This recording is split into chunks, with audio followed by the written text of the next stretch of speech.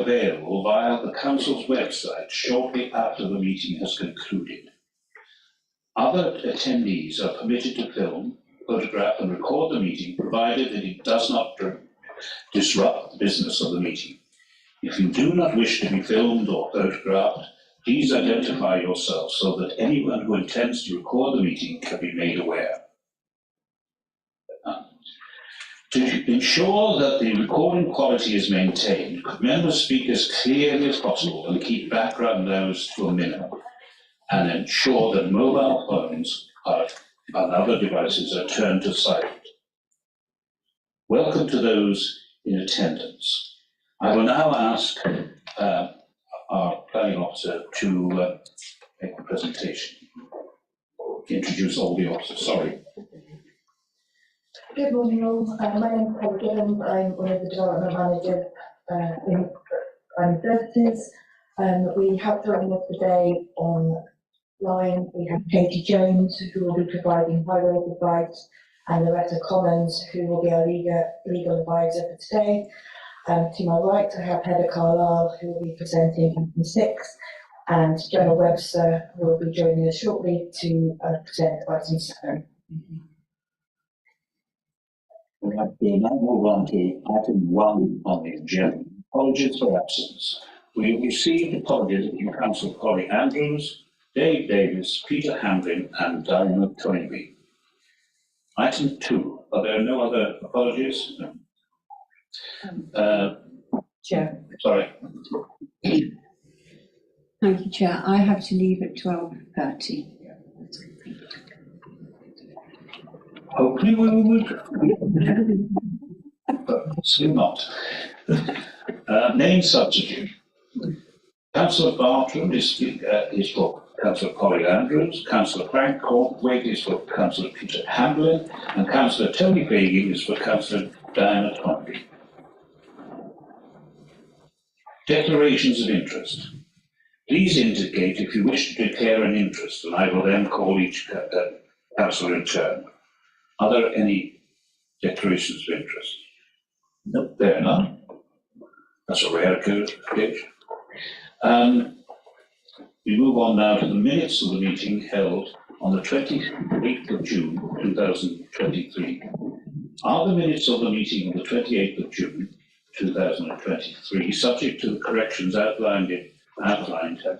So there are no corrections. No, there are no corrections. Approved. Please can members raise their hands if they approve of it. Bearing in mind, if you are not on the committee, the obvious thing is to abstain. Those in favour of the minutes? No one against? Any substitute? Abstentions? Sorry. One abstention. 2. Well, yes, of course you are on the committee for this meeting. Right, well, Chairman's announcements. I have no announcements for this particular meeting. We'll now move on to item 6.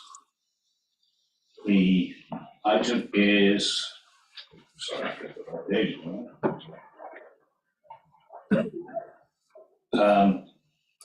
Item 6. Erection of freestanding restaurant with drive-through facilities, car parking, landscaping and associated works include customer order displays, goalposts, height receptor, play frame and pumping station. I now hand over to Heather Carlisle, who will make the presentation on this particular item.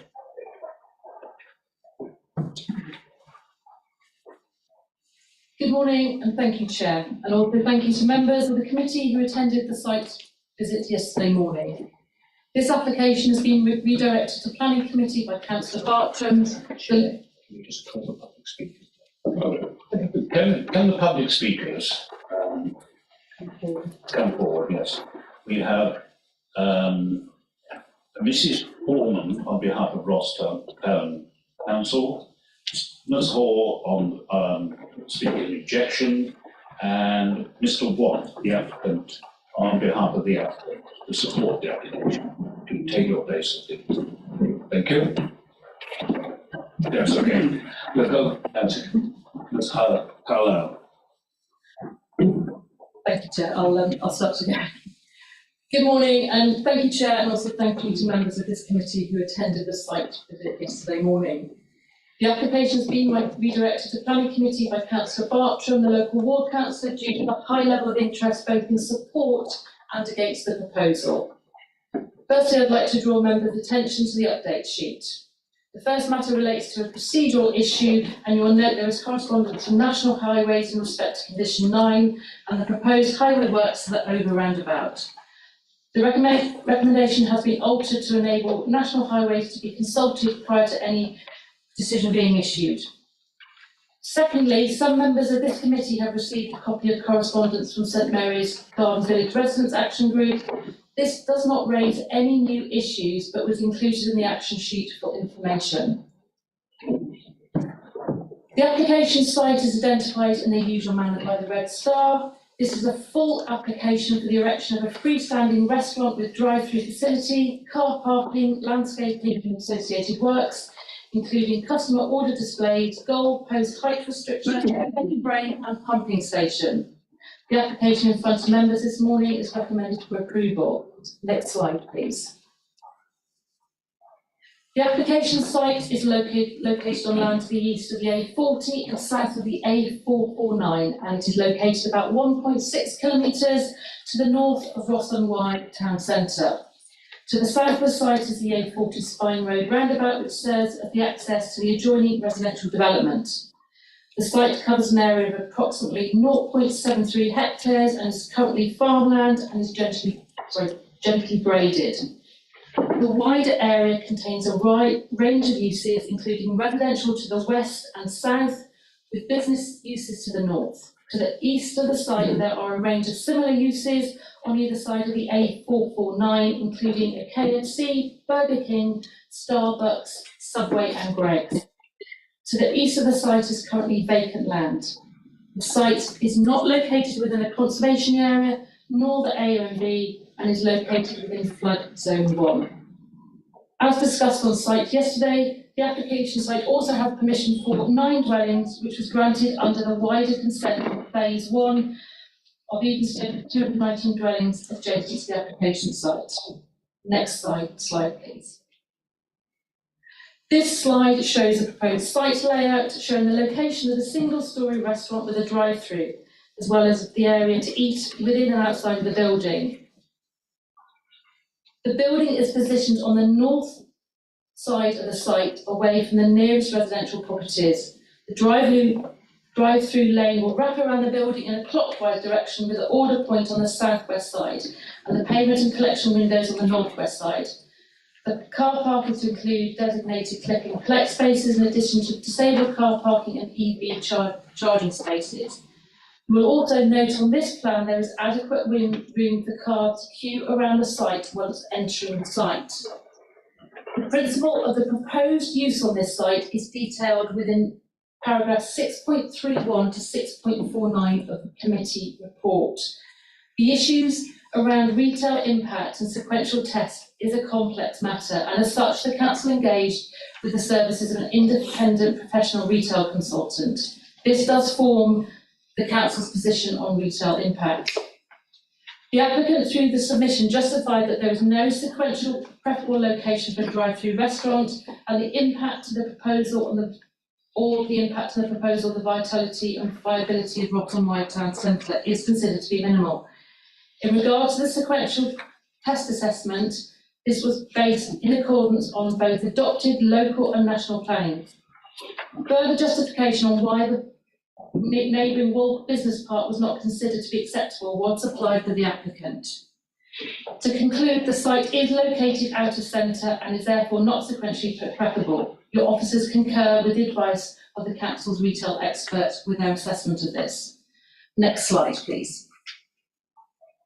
This slide shows the proposed building design. The design of the building is considered to be acceptable, taking into account the wider setting and the features of landscape in the immediate locality, as well as the existing residential development on the adjacent land.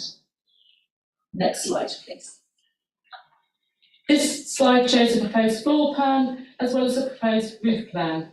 detailing construction details and proposed solar array on the roof plan. Next slide. As part of the proposal, there is also going to be a proposed play area and play frame. This slide shows the proposed play frame. This is located in the far right-hand corner of the site, away from local residents. Next slide, please.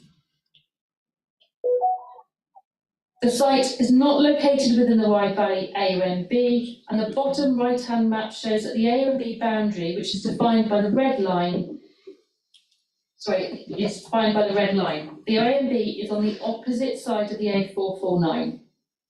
The top photograph also shows the proposed landscaping for the site, as well as confirming the retention of the hedgerows on site. These details will be secured by condition. Officers are in receipt of a no objection from both landscape and the tree officer on the proposal. Next slide, please. This slide shows the plan that has been submitted with the proposed site levels and also drainage details. The site is proposing an attenuation pond, which can be seen in the middle and the southern end of the site. Also on site, there's proposing a foul pumping station, and this will be maintained by Welsh Water. This can be seen on the bottom left-hand side of the site plan. Drainage colleagues have raised no objection. In regard to ecology, the applicant has been supported by an ecology report, and ecology colleagues have reviewed the proposal. Conditions have been secured to secure biodiversity enhancement. Natural England have confirmed acceptability of the Habitats Regulations Assessment, and also, as discussed on site yesterday, a condition has been added to secure the submission of site levels, which is detailed under condition 4. Next slide, please.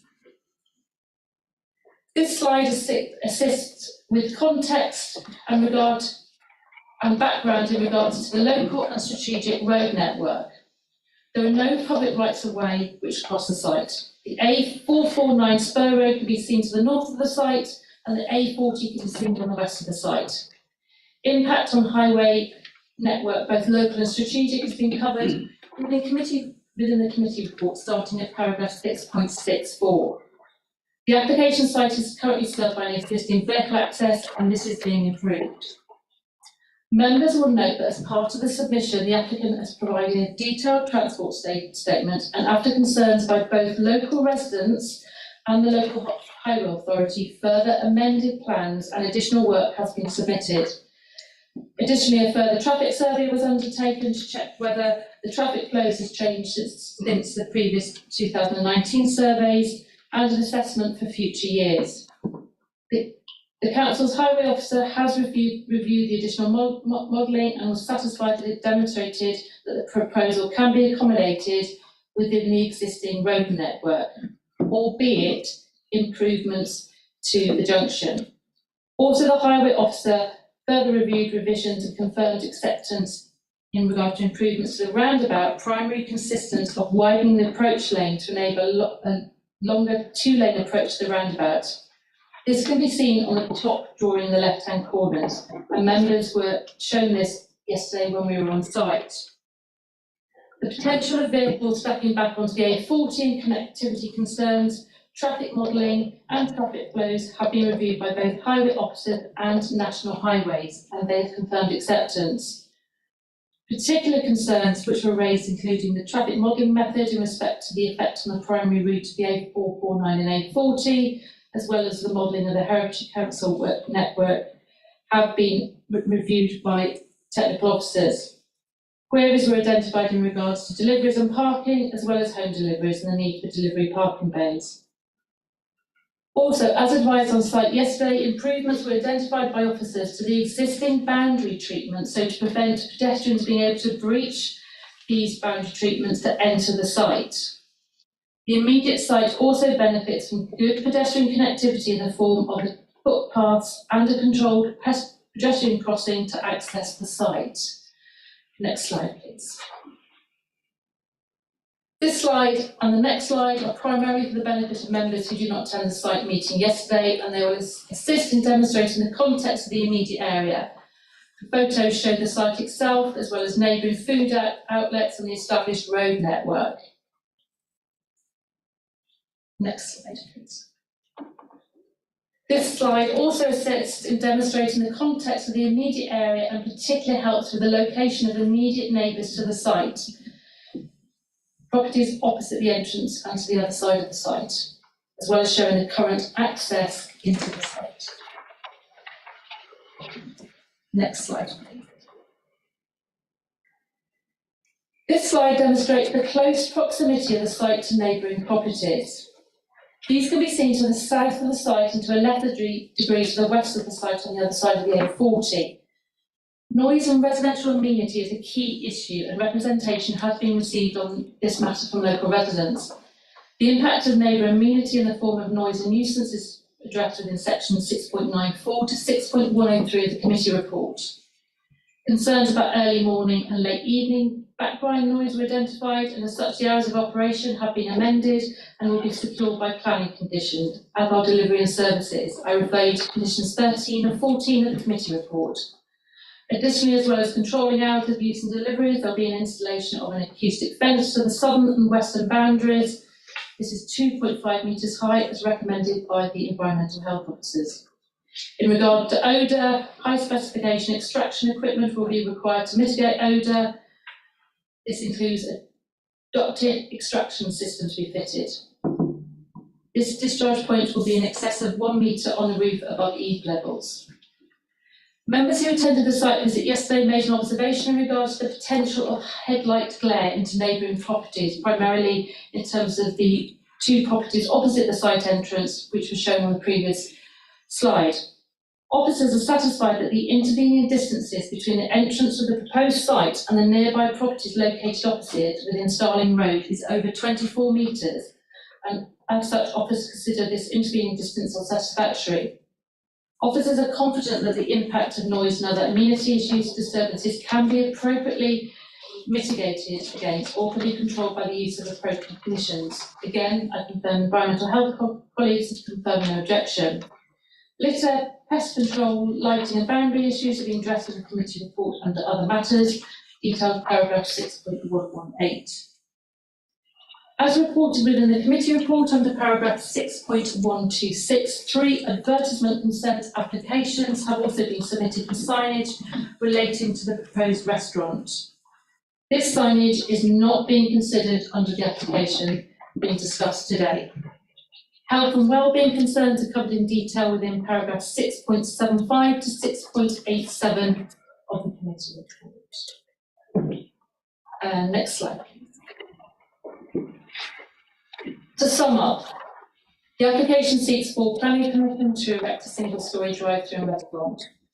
Officers are very mindful this application has generated a lot of local interest, both in support and against the proposal. However, I need to stress to members this morning that detailed within the committee report, there are no technical objections to this proposal. Your officers have assessed the proposal against the development plan, and this includes the Ross Neighbourhood Development Plan, and the scheme is considered to accord with the relevant policies and found to be representative of sustainable development. Also, there are no material considerations that are considered to outweigh the presumption in favour of sustainable development, and your officers are also mindful of the benefits of the proposal in the form of employment creation. As such, the proposal is recommended for approval subject to appropriate conditions detailed within the committee report and further consultation with National Highway at the update sheet. Thank you, Chairman, and this concludes my presentation. Thank you, Ms. Carlisle, for a thorough and full report presentation and the document in front of us. Can I now invite Ms. Foreman, on behalf of Ross Town Council, to speak on the application? You have 3 minutes. Good morning, Chair, Councillors. My name is Shelley Foreman. I'm Ross and Wye Town Council. On behalf of Ross and Wye Town Council, I would like to outline the objection to this application. This application would have an adverse effect on the town centre. Traffic in the local area would be greatly increased. There are significant issues in relation to pedestrian safety, particularly children from the John Curl School. The change of use of this site would also result in the loss of housing, which was already granted for approval. The application contravenes policies within the adopted Ross and Y Neighbourhood Development Plan. Key points from these are as follows. Policy EN1, Ross Design Policy. All new development should be of good design and make positive contribution to the Ross character. Development should have regard for the Ross and Y character assessment portfolio and respond to its surroundings in terms of scale, materials, form, detail, layout, public realm and historic character. Policy EN2, shop fronts and signage. Shop fronts, signs and advertisements requiring planning permission must respect local character and should make a positive contribution to their surroundings. Policy EN4, infill and backland development. This application does not meet the criteria to allow it to be supported. Planning applications should demonstrate how infill or backland development contributes positively to Ross with reference to the criteria within the portfolio and using the Ross on Y character assessment portfolio. Policy EN7, key views. Development proposals likely to affect key views should assess and effect of the proposals on the view and demonstrate how any adverse impacts have been addressed. Policy E1, new employment development. All employment development should respect local character, residential amenity and highway safety. Policy E2, resisting out-of-town retail. Further edge-of-town and out-of-town retail development, especially large-scale, will normally be resisted. Policy A1, active travel. Major development proposals should demonstrate how they will contribute to encouraging active travel, more and safer walking, cycling, disabled access and or use of public transport. Therefore, Ross on Y Town Council recommends refusal of this application. Thank you for your time. Thank you, Ms. Foreman. Now I invite Ms. Hall, a local resident, to speak in objection to the application. You have 3 minutes. Good morning, everyone. I'm Debbie Hall from St Mary's Garden Village Residents Action Group, who object to this application. The specific national and local planning infringements we object to are contained in our submitted reports. However, I now reiterate our main objections. This application would result in increased traffic congestion, threatening the safe and effective operation of the local road network. An independent traffic assessment has revealed that traffic levels are already in excess of the base plus model levels quoted by McDonald's. However, the actual traffic pinch point is the A40 and the unadopted Starling Road roundabout at the entrance to the village. Highway engineers state that Starling Road does not have the capacity to deal with these additional traffic volumes. They also require that the width of the A40 be increased to accommodate the additional 1 million vehicles per year. This makes no sense, as Evenstone had to reduce the width of the A40 and include calming measures as part of their section 278. This application would draw traffic from the surrounding villages, as well as the A40 and the A449, which would contravene the agreed transport plan to reduce vehicles entering the development to ensure road safety and prevent a serious accident. Land ownership is also a key here, as each purchaser has a financial obligation for the upkeep of the village. This includes all unadopted roads, lighting and community areas, as detailed in the management plan. With 1 million visits per year, yes, 1 million, this application would cause an unacceptable loss of amenity and privacy to residents. Headlight glare and people seen into homes and gardens will be intolerable.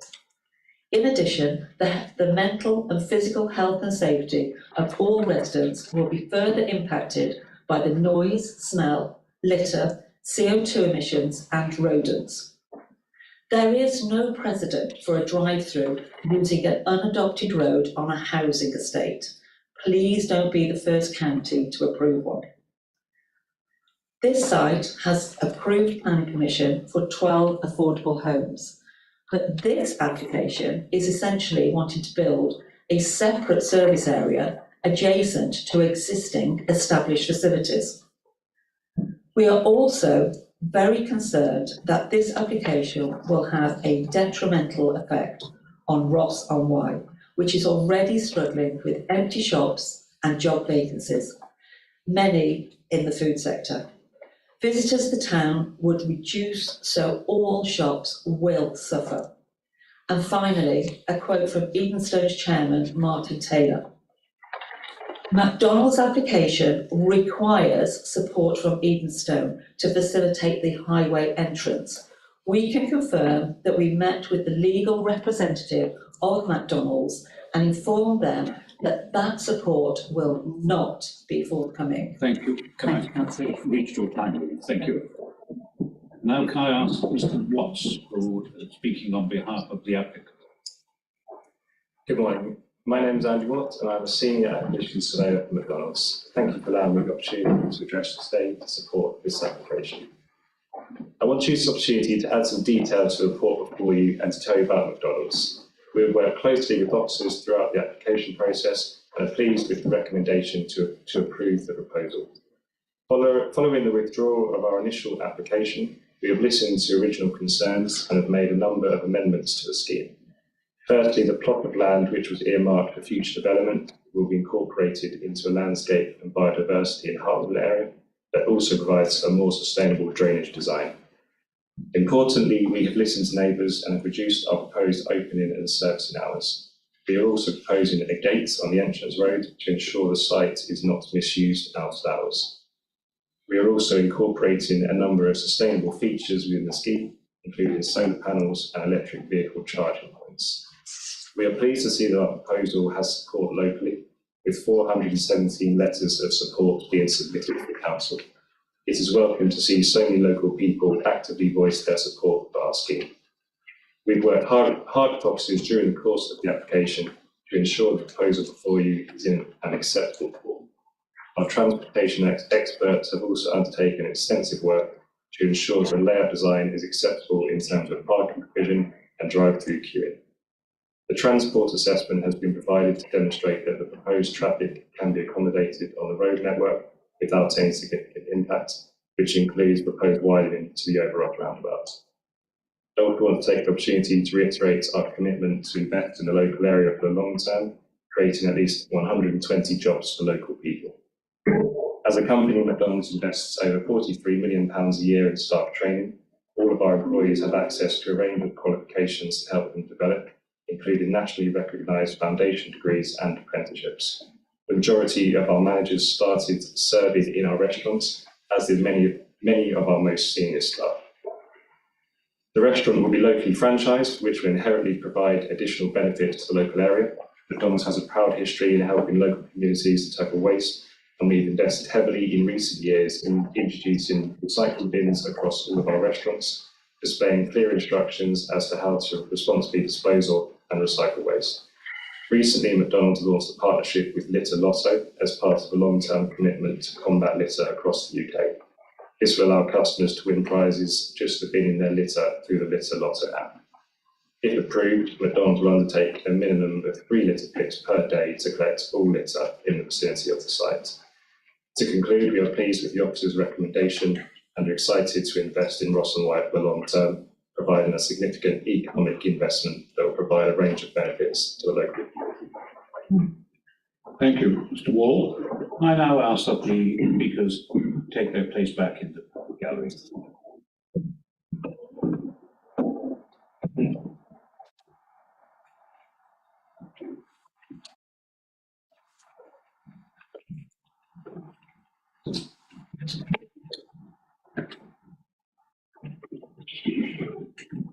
Thank you. And now we move on to the local members' presentation. The local member is Councillor Bartram. He will speak first and then has the right to speak at the end of the debate. He has 10 minutes in the first. Thank you, Mr. Chairman and fellow councillors, for this opportunity to speak to you regarding this highly controversial application for a drive-through McDonald's on the Ross and Wye bypass.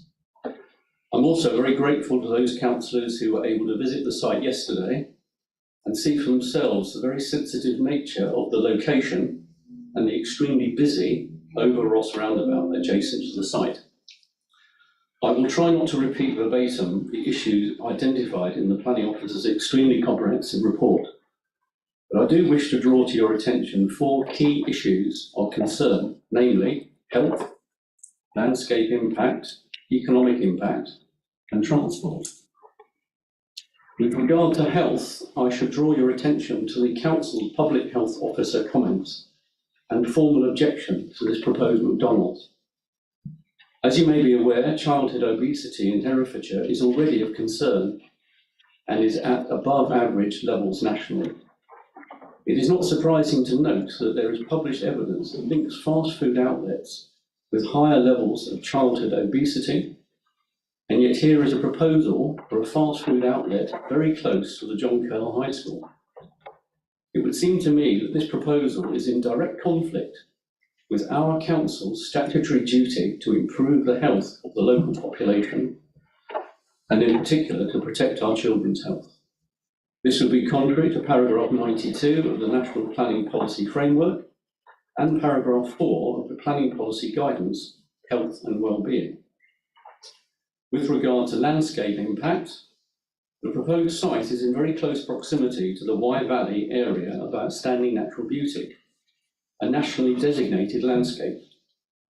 Whilst Natural England have not objected, they have not offered an opinion with regard to the impact of the proposal on the AONB, but has directed the Council to be guided by paragraphs 176 and 177 of the NPPF, which gives the highest status of protection for the landscape and scenic beauty of AONBs.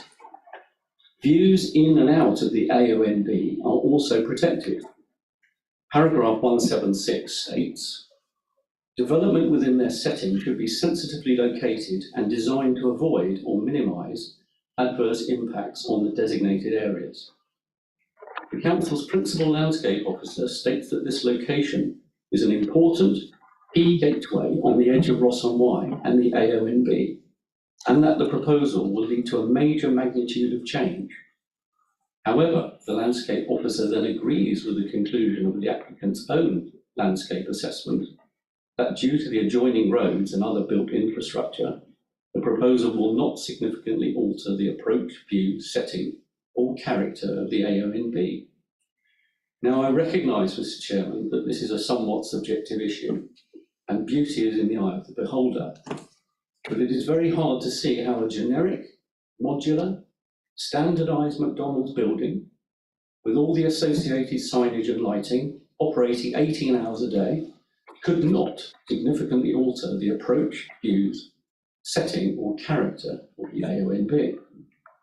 It is also noted that the applicant's own landscape assessment has identified a major to moderate adverse long-term effect for residential receptors, i.e. householders, who look directly north onto the site. This proposal is therefore in direct conflict with our core strategy policies, LD1 and SB1. With regard to economic impact, the applicants have been required to undertake a sequential test to assess the potential impact of the proposed out-of-town location on the town centre. The Council's retail consultants have not formally objected to this, but have made a number of rather worrying observations, and I quote from the officer's report. In short, it does not appear to us that sequential test site search requirements have yet been undertaken adequately by the applicants. And again, in response to the applicant's somewhat sweeping statement that the majority of Ross-on-Wye town centre is inherently inappropriate for a drive-through business model, the Council's retail consultant states, we are not wholly in agreement with this statement. We accept the commercial advantages of the application site adjacent to the A49, but do not consider that this automatically rules out any of the town centre. By way of example, the large Morrison's food store attracts much of its trade from outside the town centre, but is able to trade viably from the town centre. It would seem to me that the applicant's sequential test has not demonstrated that the proposed out-of-town drive-through McDonald's would not have a significant impact on the vitality and viability of Ross Town Centre, as required by our core strategy policies E5 and RW1. In addition, the Ross and Y Neighbourhood Development Plan 2021 Policy E2 states, further out of centre and edge of centre and out of centre retail development, especially large scale, will normally be resisted. Somewhat surprisingly, the Council's retail consultants have stated that it appears to them that this policy does not apply to a fast food drive-through outlet. With regard to transport impacts, the applicant's transport assessment, and indeed the whole premise of its calculations, still relies on their 2019 traffic survey. Despite the Council's highway engineer stating in her report that a further traffic survey has been undertaken, the applicant's latest letter, dated the 7th of February 2023, confirms that no new traffic surveys have been carried out and states, the traffic surveys conducted pre-COVID in September 2019 are a very robust basis for the transport assessment. The extract from the DFT website below demonstrates that traffic flows are still likely 5% lower than they were at the end of 2019. The DFT website mentioned provides statistics based on provisional road traffic data, not actual survey figures. However, the adjacent St Mary's Garden Village residents commissioned PCC Traffic Information Consultants Limited to carry out a physical traffic count in September 2022. This revealed that actual traffic volumes are up to 30% higher than the volumes submitted by the applicants, and 10% higher than the model figures. When you add in McDonald's own prediction of visitor numbers, approximately 1 million vehicles per year, it is clear that the local road network, and in particular the Over Ross roundabout, will be unable to cope with the traffic arising and will be beyond capacity. It is clear on this basis that this proposal is contrary to the core strategy policies SS4 and MT1. In summary, Mr. Chairman, it's self-evident that this proposed McDonald's fast food drive-through should be resisted on the grounds of health, landscape impact, economic impact, and transport. The specific reasons for refusal should include, but not be limited to, paragraphs 92, 176 and 177 or the NPPF, paragraph 4 of the PPG Health and Wellbeing, core strategy policies LD1, SD1, E5, RW1, SS4, MT1 and Ross NDP policy E2. I very much hope that my fellow councillors will agree that Ross and Y, and indeed Herefordshire as a whole, deserves better than this and will refuse this application for the reasons given. Thank you, Mr. Chairman. Thank you, Councillor Bartram. We'll now move on to the debate. Call for speakers in this particular debate. Councillor Baker.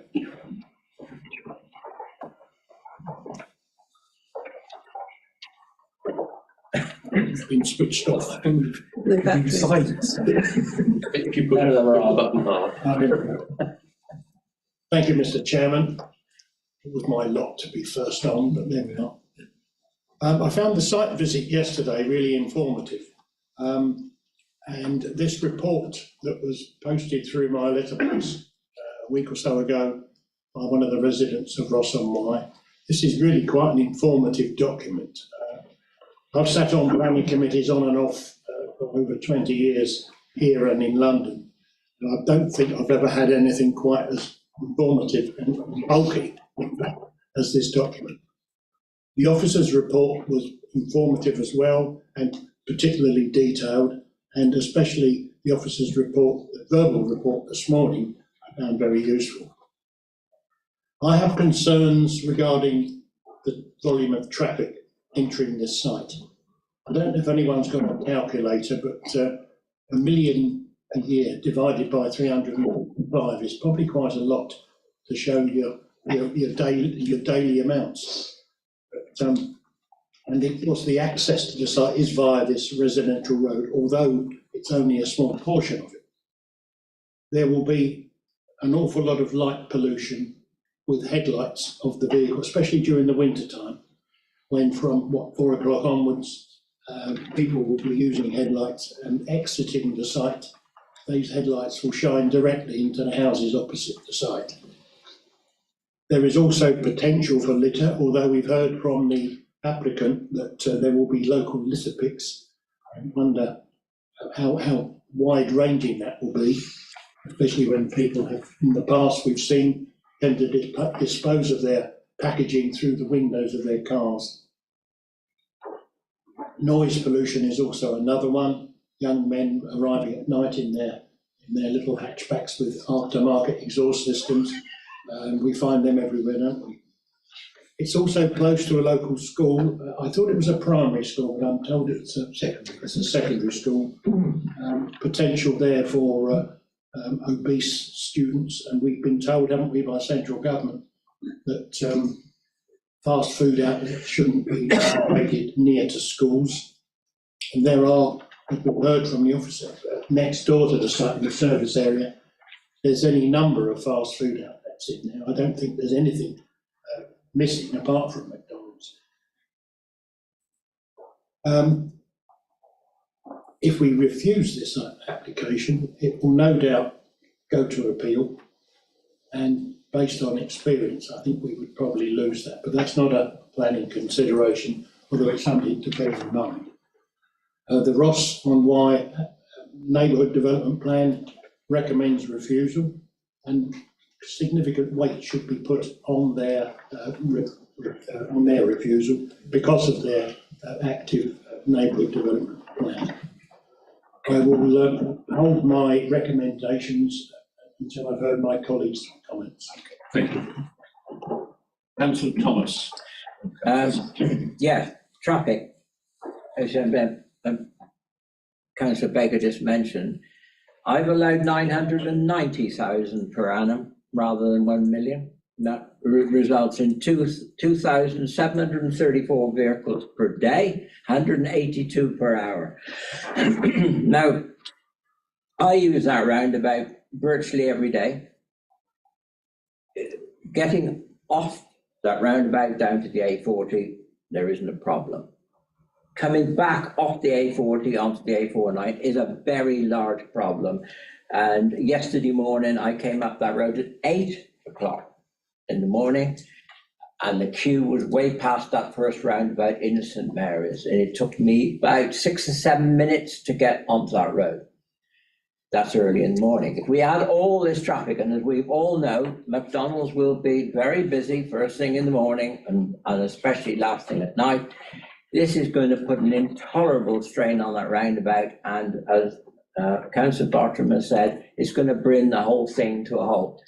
The proposed alterations to that road is back to front. You're showing an extra lane coming in. Coming in is not a problem. Going out is a problem. All this traffic is going to be joining into the traffic, going from the A40 onto the A449, and that roundabout is going to be completely impossible. The addition of that A40 was not a well, it was added onto the roundabout, which quite frankly was very poorly designed anyway, because of the speed of the traffic coming off the A419, coming down off the M50, the quantity of traffic, the speed of the traffic.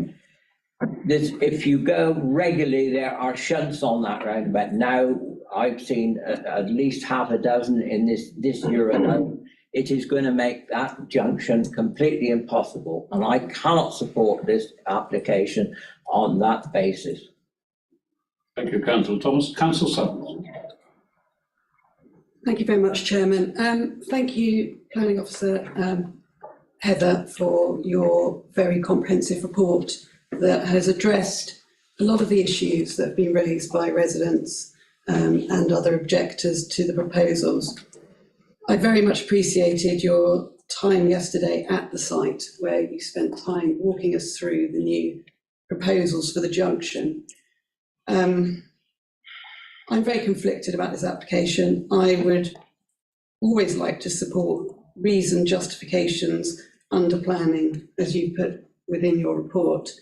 However, I find myself in disagreement with the conclusions reached in places. In particular with regard to the safety of John Curl High School students. I find the proximity and accessibility of the site to John Curl High School students of great concern. I note that you feel that they won't be allowed out of school at lunchtime without the exception of their parents' permission. I note that you state that there are a number of other fast food outlets within the vicinity of this proposed development. I think the difference is that these are not as easily accessible by foot. Whilst there is a footpath, the site of where the other fast food developments are is effectively a service station providing sustenance and refuge for those people travelling on the wider highway network. I feel that this particular application, regardless of its ends of use, is encouraging people to access that site from that school. I note, I think, can you clarify for me, please, Heather, the additional, I think, was it within the condition of an additional crossing or footway to the north of the St Mary's roundabout? Is that correct that you were proposing? No. So you're requiring all of them to go across the Toucan crossing? Yes. Yeah.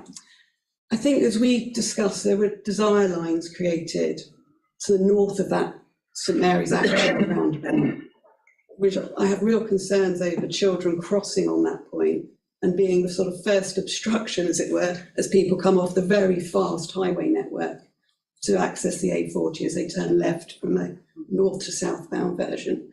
Excuse me. I think that that will then create driver delay as people brake or slow for those children crossing, and the additional numbers of people using the Toucan crossing to access the site will result in increased stoppage of traffic, which is only at the moment flowing freely because that crossing isn't used hugely by people at the top end of the development. You know, there's less numbers using. I think the increased footfall across there will create real issues. I appreciate that you have requested the junction modifications, which have yet to be approved by Highways. And I appreciate that you have put on a condition if we were to accept these proposals that would be pending further consultation. I feel very uncomfortable with that because, as with Councillor Thomas, I use that roundabout and find it extremely difficult getting onto the strategic highways network from the A40. So in that context, I really don't feel I can support this application. I think there are also concerns about climate change and us generating additional trips. Thank you. Okay, Councillor Fagan. Thank you, Chair, and thank you, Heather, for the explaining the application to us yesterday. I have huge difficulties with the traffic implications in this application, but I think that because our statutory consultee has sanctioned this, I think that would be a very difficult stand for us to take. Although I cannot understand, looking at the situation, I agree with what my colleagues have said in terms of the access from the A40 onto that roundabout. I find it astounding that the application is seeking to use an unadopted road at the entrance to a private housing housing development.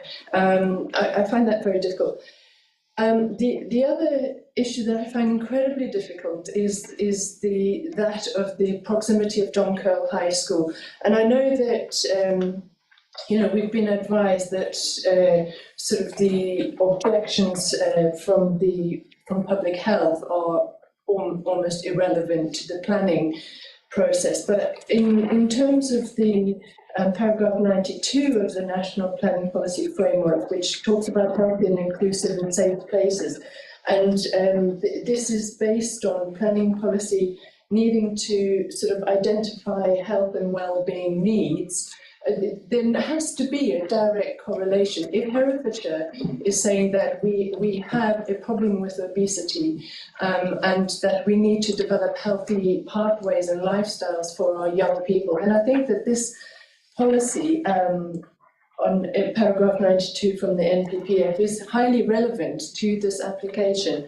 I think also that the SS4, which talks about congestion and air quality and road safety, also has real implications, because this is a housing development, sort of a couple of 100 meters away is a play area for children, and yet what we're doing is bringing 1 million car journeys directly into the proximity of that play area and the residential area, where the amenity of the residents is going to be affected. And this, we have policy SS6, which addresses this amenity issue. We've got light pollution, we've got air quality, we've got the tranquility that those residents are entitled to, which is actually in conflict with this application. So I'm really struggling with it. I think policy E1 of the Wilkes Parish local plan,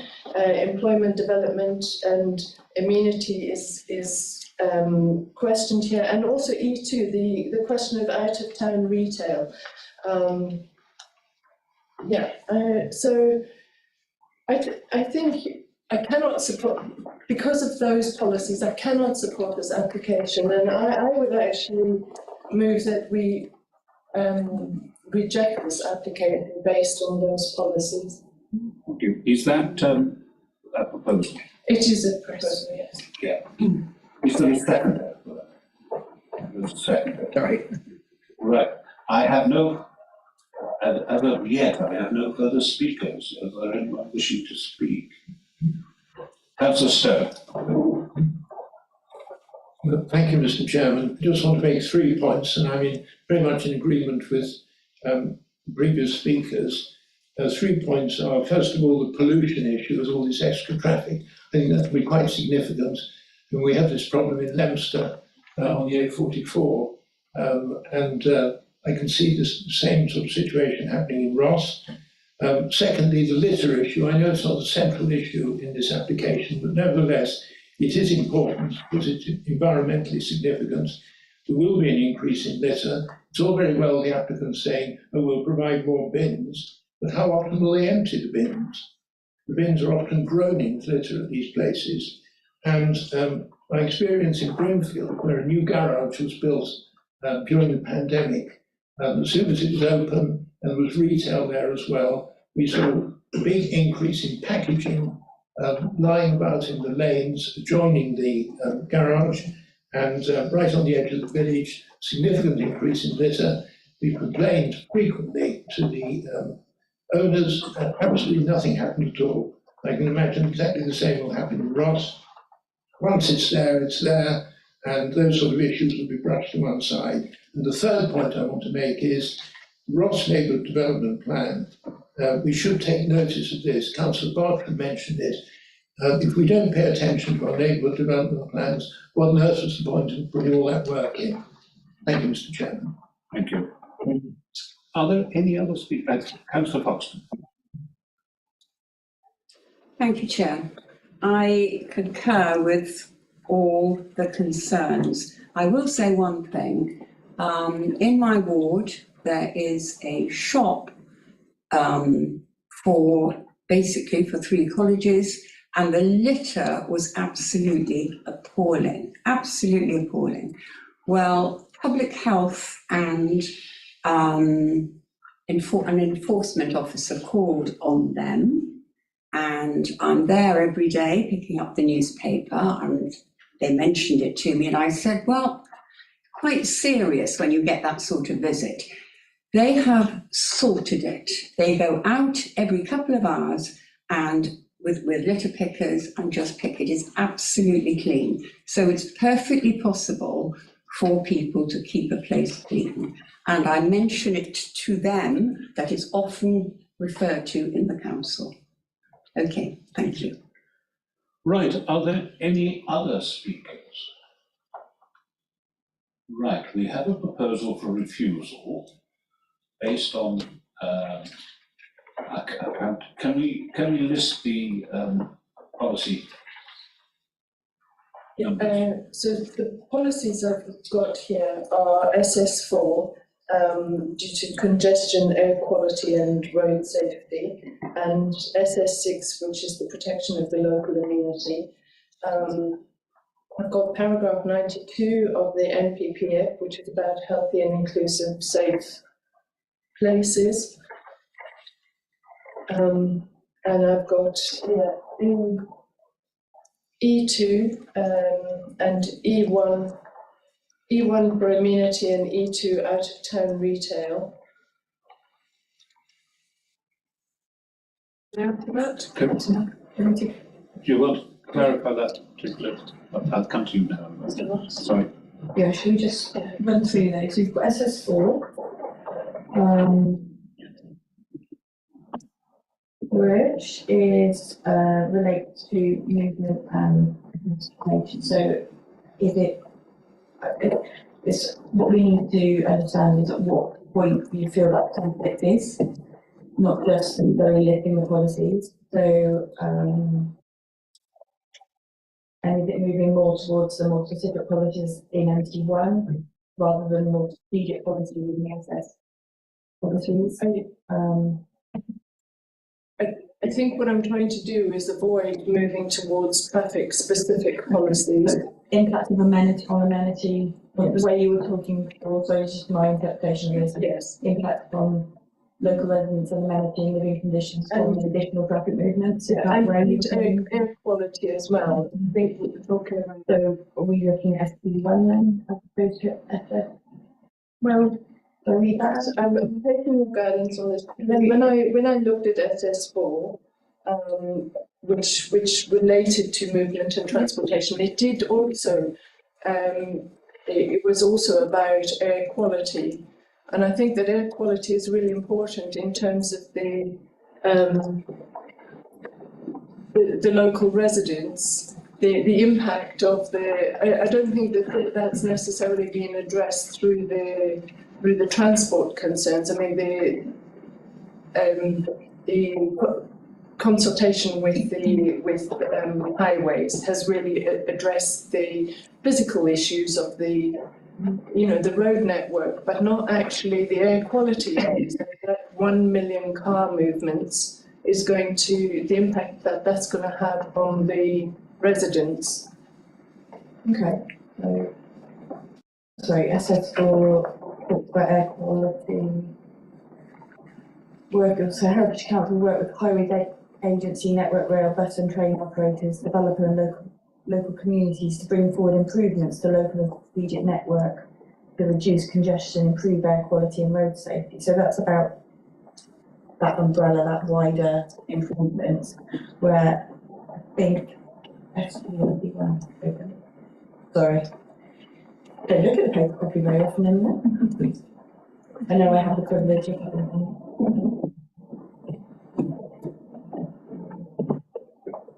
So SD1, which is the state, it's funny title, but sustainable development, design and energy efficiency. However, SD1 lists a number of bullet points that looks at amenity and living conditions. I think we have the refers to it in her report. So ensure new development does not contribute to or suffer from adverse effects arising from noise, light or air contamination, land instability or poor groundwater pollution. So those so safeguard residential amenity for existing proposed residents, and new buildings should be designed to maintain local distinctiveness through architectural detailing, etc., making positive contribution to architectural diversity, character of the area, and in design. So is it those sort of amenity issues as opposed to? It is amenity issues, so bringing in the air quality as well, because of the playground, there's the playground, which is also an amenity, but needs to bring in air quality issues. Also, as you mentioned, the E1, there's all employment development should respect local character, residential amenity and highway safety. So that, and E1 of the yeah. And then I think the paragraph 92 of the NPPF was really important about having healthy and inclusive places.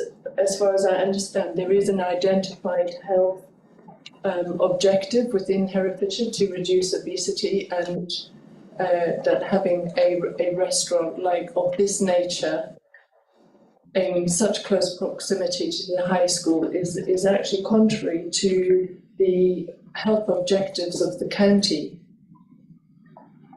Okay, so have you all donated a free paragraph 92 in clarity?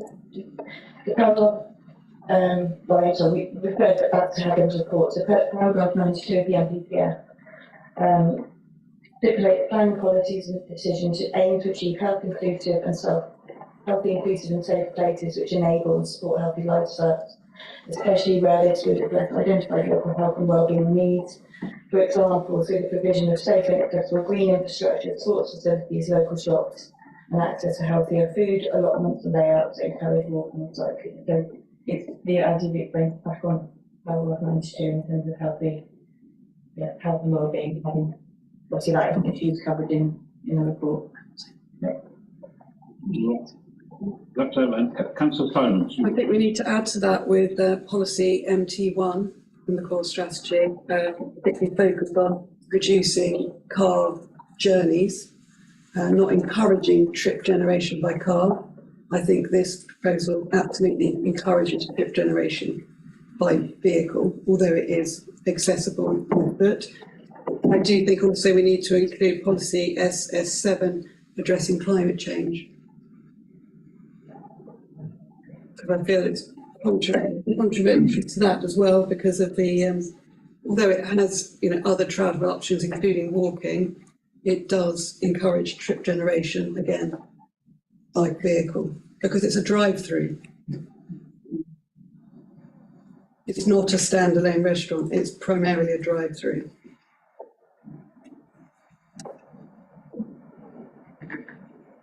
Thanks.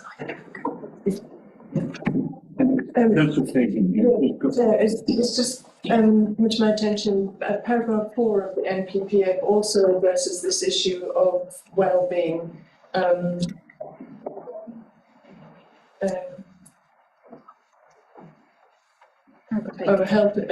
Paragraph 8, health and well-being. So the planning system, 3 overarching objectives, including social objectives to support strong, vibrant, healthy communities, ensuring a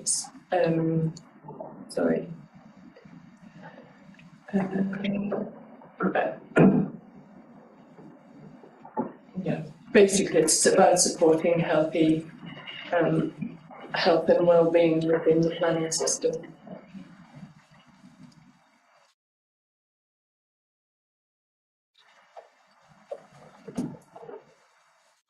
Are we there yet? We're right. Can I say, Joe, I think by far the strongest issue I felt when I was there was the safety and the damage it will do to the environment. We can all talk about health, etc. But encouraging the wrong sort of diet, etc., etc. But to me, the strongest issue I think there is the safety of local people and the children especially, or young students as it were. I don't think they like being called once we get into the second being called children. Anyway, students. I just think one only has to stand at that junction to realise it's a sort of hell on earth scenario there, I think. Yeah.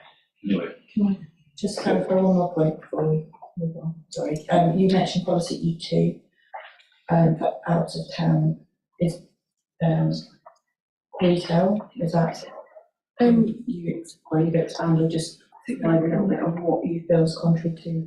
Well, I think based on the comments from Ross Town Council about the NDP and the sort of queries over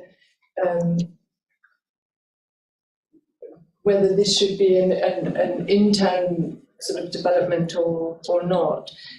But basically, so the policy E2 of the NDP states further edge of centre and out of centre retail development. So what I'm not too sure about is, does this classify as retail retail development if it's.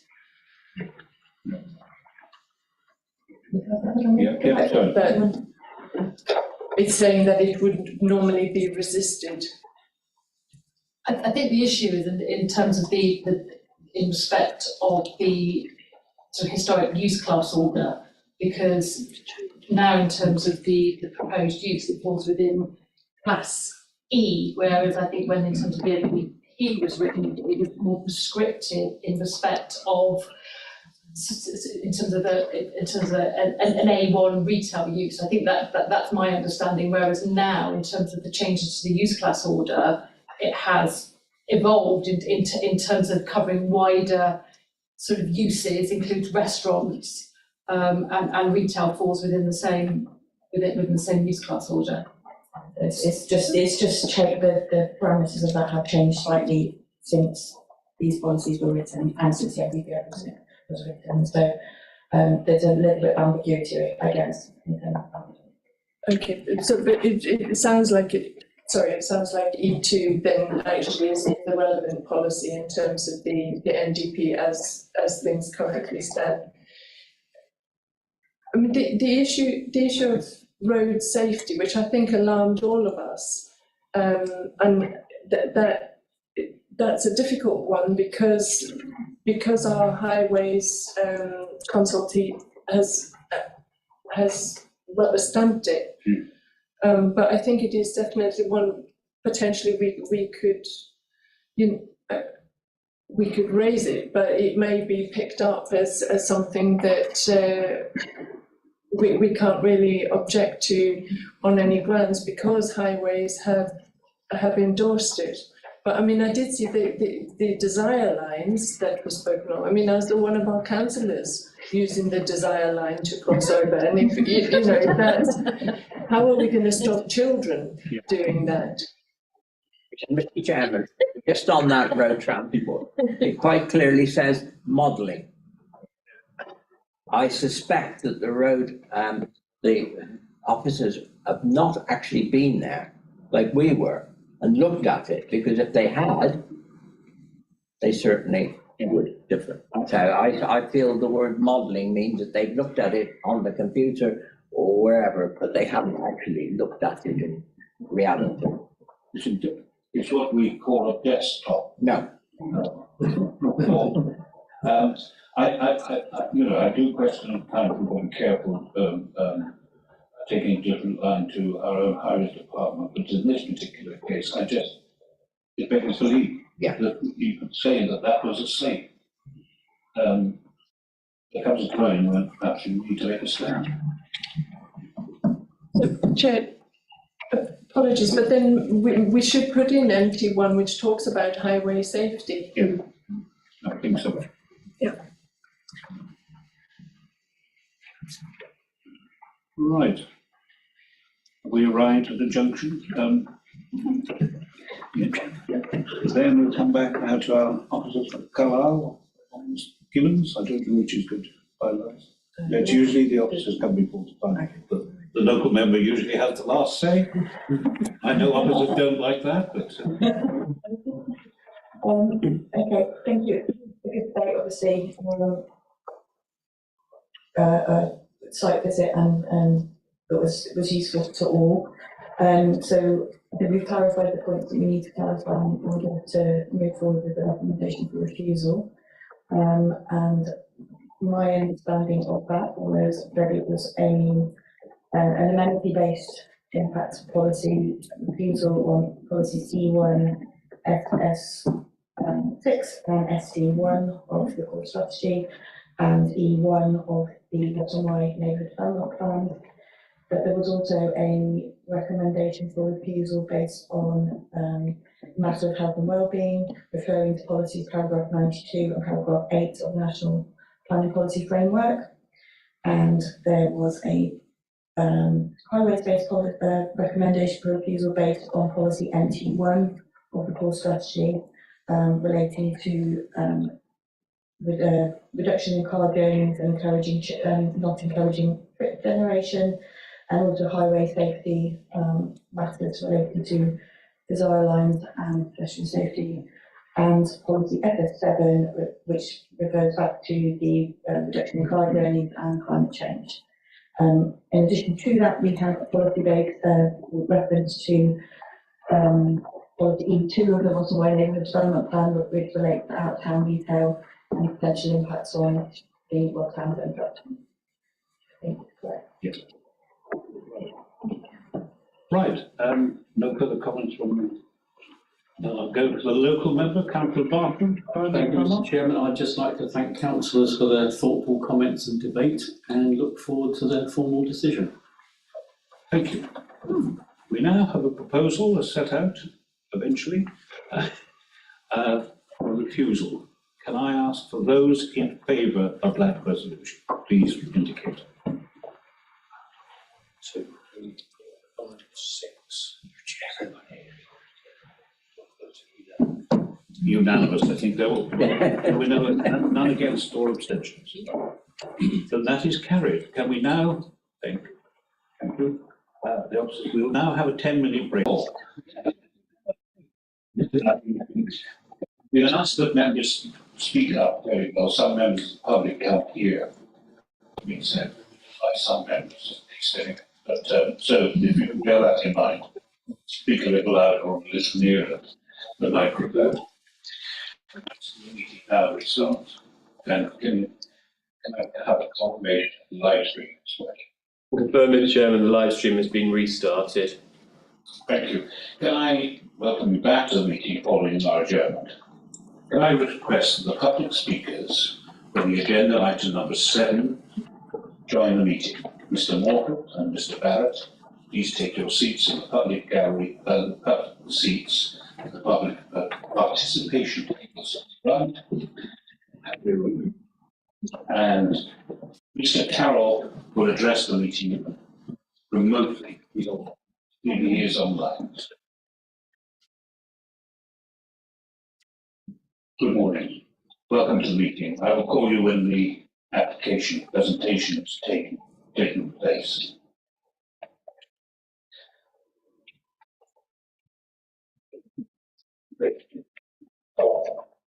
We'll now move on to the presentation for item 7.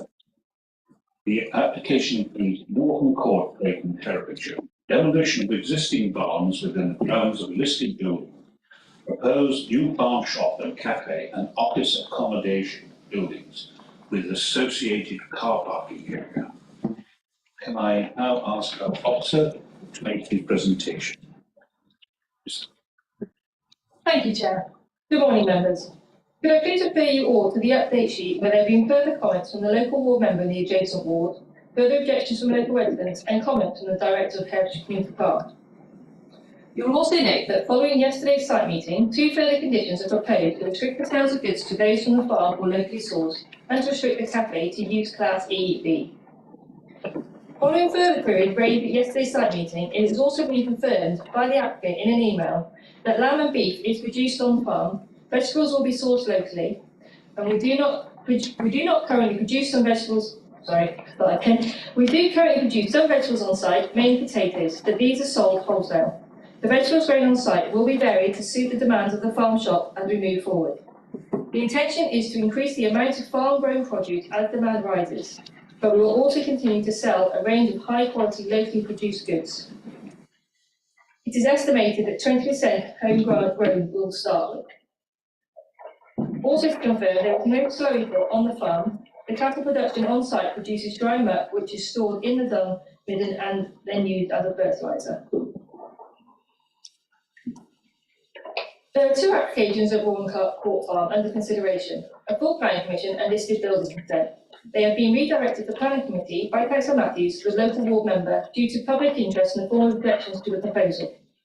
The site lies on the northern side of the unclassified road of Wareham and within the parish of Brenton, which is located to the southwest of Hereford. It forms part of the wider Norton Court farm complex, which is also accommodated the Hereford Community Farm. The existing farmhouse is listed, but does not form part of this application.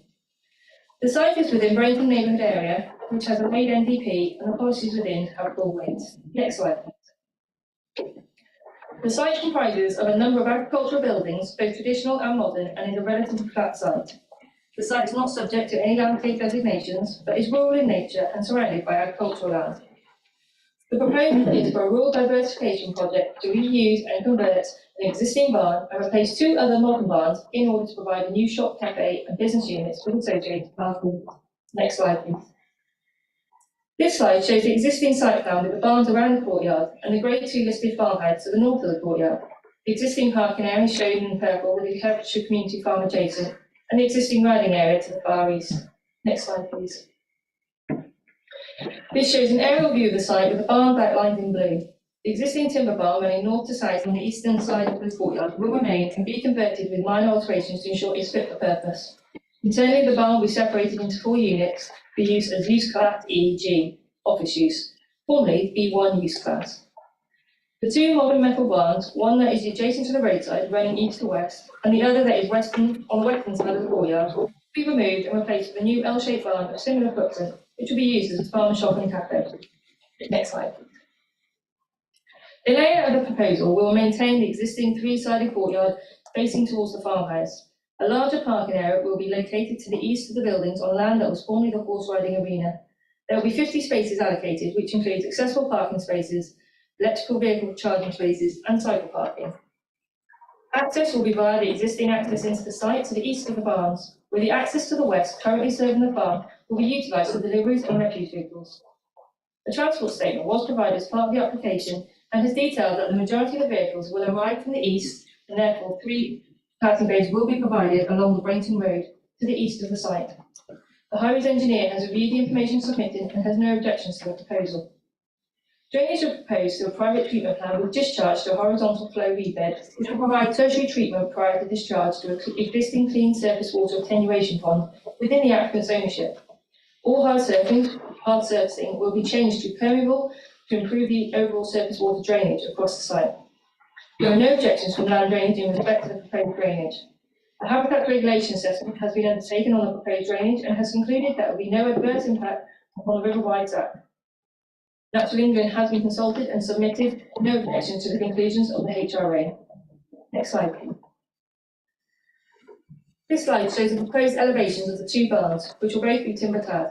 The Historic Buildings Officer initially raised concerns over the proposal. However, through negotiations and amended plans to the site layout and elevations, it is not considered that the proposal will provide harm in heritage terms, and there is no objections raised from the Historic Buildings Officer.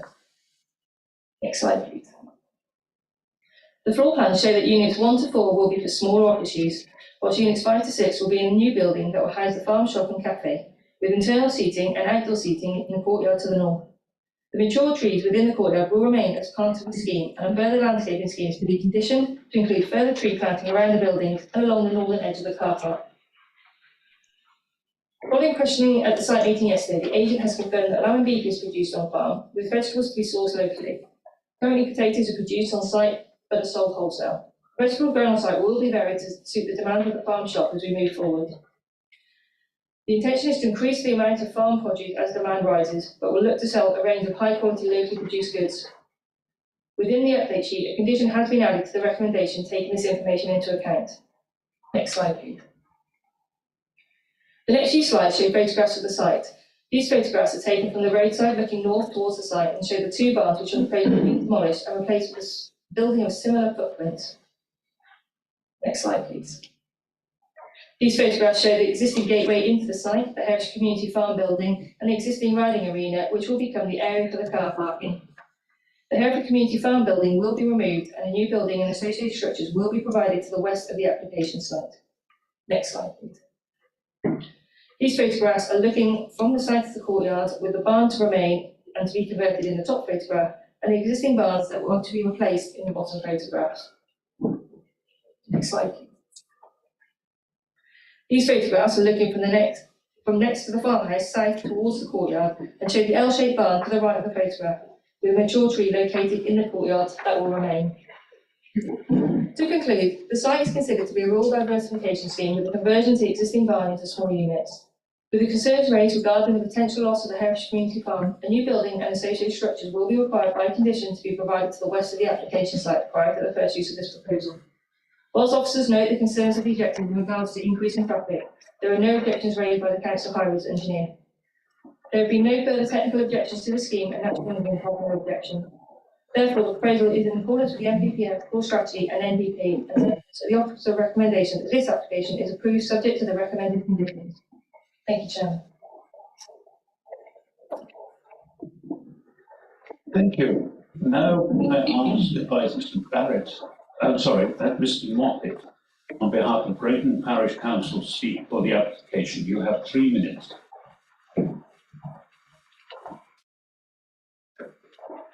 Thank you. Brayton Parish Council objects to this development on 4 significant issues. We also have concerns over the factual, incorrect and misleading statements made in the officer's report.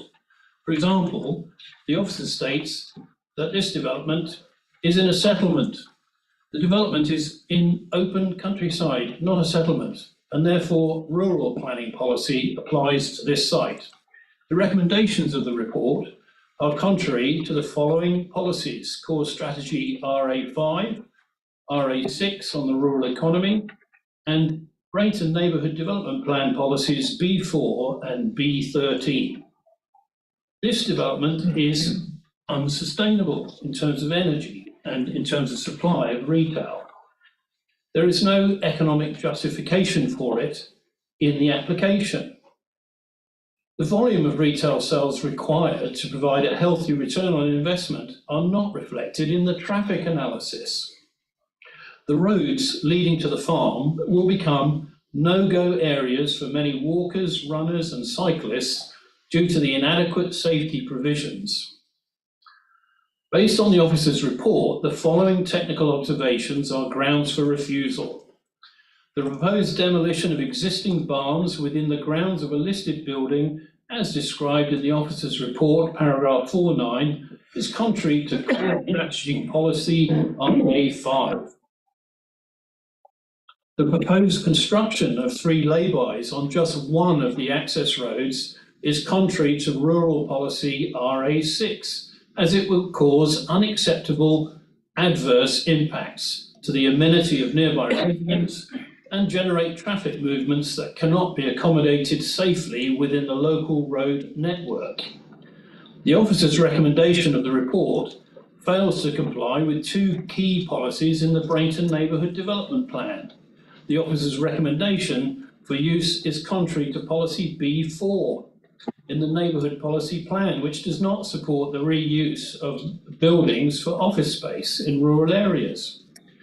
The officer's recommendation is not appropriate for this location and is contrary to this Neighbourhood Plan B13, which provides for the reuse or conversion of existing buildings for uses appropriate to the tranquil and unpolluted open countryside.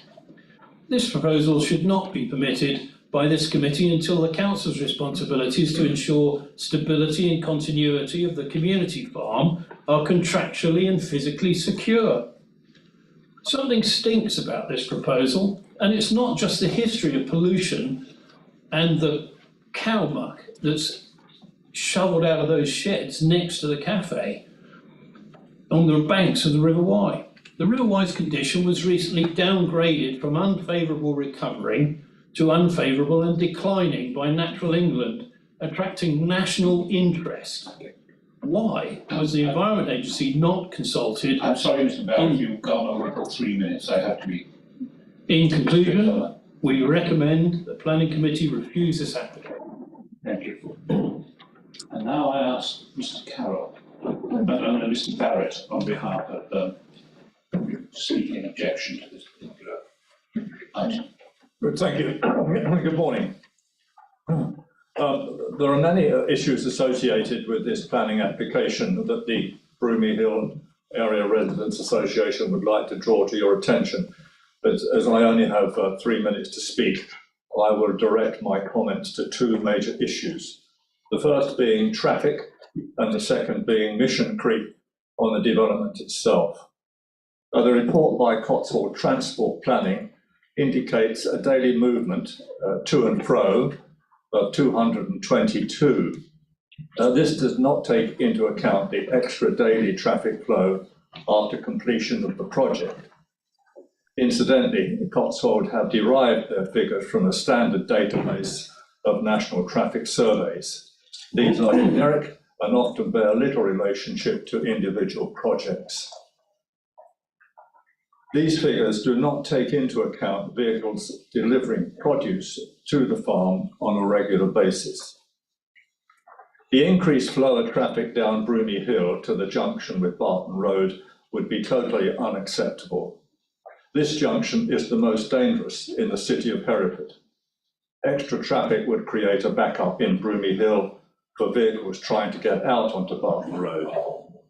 For traffic turning right, the sight lines into Barton Road is approximately 10 metres to the brow of the humpback bridge. Looking left, the sight line is approximately 30 metres, making the exit both left and right extremely dangerous. There have, of course, been accidents on this junction in the past. The flow of traffic down Barton Road to the traffic lights at Greyfriars Bridge is so congested at both peak and off-peak times, it queues up to Ryland Street Junction in Brayton Road. This proposal is completely unacceptable as far as its effect will have on the traffic. Can I please remind the Planning Committee that the top end of Broomy Hill is a single track lane in an area of outstanding natural beauty used by walkers, cyclists and children, including school visits on foot to the Waterworks Museum located at the top of Broomy Hill. We fear that the issue of mission creep is very real. Or what might start off as a small farm shop could in 3 to 5 years develop into maybe another Oak Church, or if unsuccessful, an application for change of use. Can I draw your attention to the objections raised by Brayton Parish Council, who you just heard from, a very professional and comprehensive document which the residents of Broomy Hill support. So to sum up, I believe that this proposed development is completely misplaced, an urban concept in a deeply rural place, with no local demand, dreadful access, and the likelihood of great disruption, damage to the peace and tranquility of the neighbourhood, and offering absolutely no public benefit. Thank you. And now I invite Mr. Carroll, who's online, the applicant's agent, to speak in support of the application. Good morning, members of the committee. Can you hear me okay? Good. You can hear? We don't have, Mr. Carroll, I don't think we've got the sound.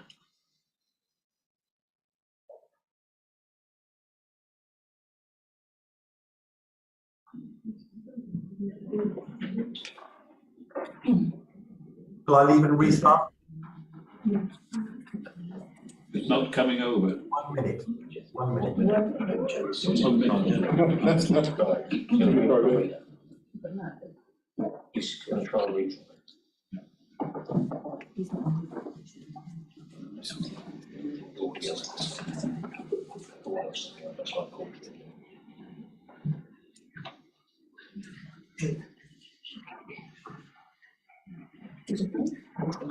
Comes the massive. Still.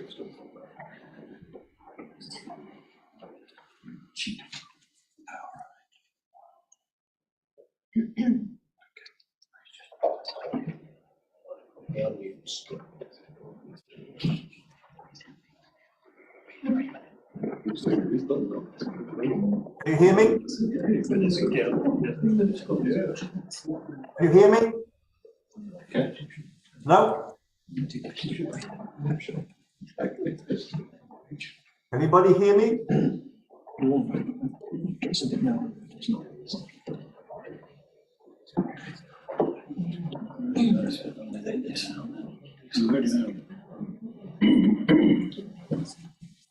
Can I just apologise for the delay?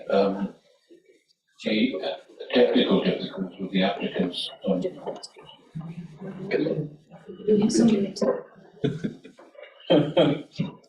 Testing, anybody? Can you hear me? No, We can't hear anything. Can you hear me? Can we ask attendees on Zoom to speak into just give them or our end? Can you hear me? Highway, can we ask Katie Jones if she can speak to us? I can hear Nick Carroll.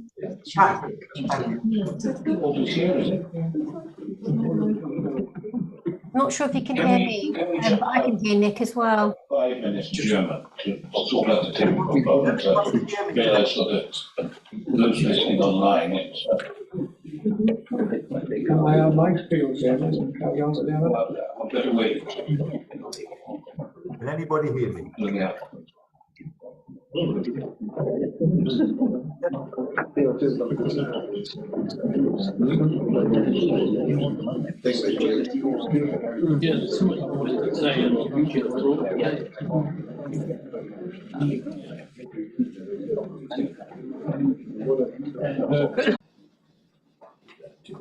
you hear me? Yes, yes, just wait one moment until we can confirm we are online. Okay. Just tell me if you can hear me. Yeah, can I invite Mr. Carroll, the applicant agent, to speak in support of the application? You have 3 minutes. As long as you can hear me, that's fine. Yes, you can hear you. Brilliant. Good morning. Apology. Well, I don't know where the technical glitches come from, but these buildings and this historic building has survived 2 world wars. It was submitted over 3 years ago. It has survived 3 different planning officers who have come and gone. It survived COVID. I'm trusting it might even survive this planning subcommittee hearing, but let's see. Obviously, this building needs to be safeguarded for the future, and our main objectives are to diversify the existing current use so that farm produce is sold. We want to safeguard the character of the historic barn, and we want to improve the visual impact. Currently, obviously, you can refer back to the existing barns to see what state they're in at the moment. So I think our objectives are pretty sound. The design and the objectives haven't really been queried, and we believe that they will and can be achieved, like a lot of farm rural diversification schemes. We are not aware of any outstanding technical concerns regarding this. That's including Heritage, who have weighed this project over 3 years. With regards to drainage, the existing system has sufficient capacity to deal with surface water that is no larger a runoff than the existing barns that are there. So concerned with highways, and Katie Jones has reviewed this for a while, and obviously we're putting in sufficient passing bays to limit people having accidents and the like. These are technical aspects. They're not for subjective view, and we trust you have reliance on your officers in making your determination, as I believe you do. With regards to the concerns raised, I don't think there's anything in planning policy that covers second guessing. Nobody knows what will happen in the future. There is no, we're not concerned, and you don't vote on paranoia about what might happen with buildings as, what happens to them in 10 years' time or beyond. Our objective is for commercial reasons for this farm, and there is no requirement for economic justification, even in the parish's own neighbourhood plans. That should rely solely on the applicant. They're spending and investing money to carry out that commercial act, and it will succeed, and it should have succeeded a while ago. So we're trusting that members will support this scheme to add vibrancy, vitality to the area. The existing community use is safeguarded. They've already got a building on site that is going to be better laid out for them. At the moment, they're in a mobile, effectively a chalet, and they'll be moved to a bespoke building properly for their use. Of course, it's open countryside. Of course, this is a sustainable building, both in terms of energy and getting access to the building. It's Can I just say you've gone, I've allowed a little bit of discretion because of the problems we've had, but you've gone over the 3 minutes. I'm afraid I'm going to ask you to finish now. Thank you. That's fine. Thank you. Right, we'll now move on to the local member, who is Councillor Matthews, who will speak and he has a maximum of 10 minutes. Councillor Matthews. Thank you, Chairman. First of all, I'd like to concur fully with the first two speakers. Everything they said was spot on, and I fully endorse what they say. I want to just enlarge on one or two of the issues they've raised. First of all, the planning officer's report is misleading on many occasions.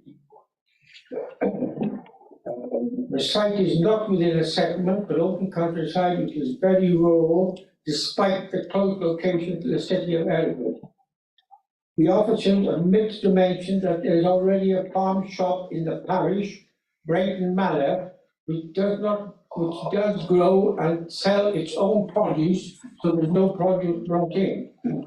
This is in addition to Wyvale Garden Centre, which provides a range of retail goods and large cafe and restaurant. They're both just over a mile and a half away. But the difference is, members, they're served off the A438 main road and have a good access. They're right in the fringes of so that's the difference between this application and that.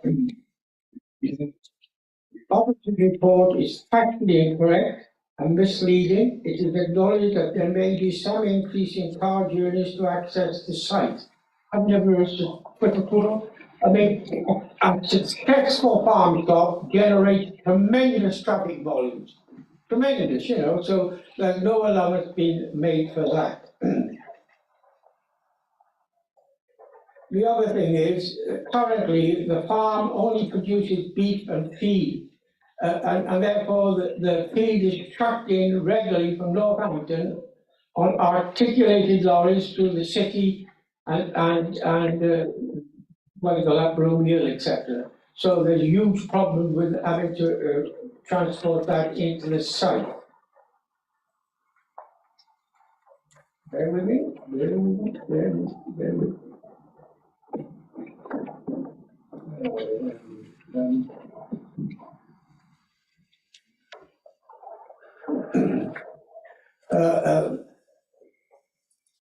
Anyway, I'll leave that, Chairman. Sorry about that. But as I said, because of delays, we're all getting a bit confused here.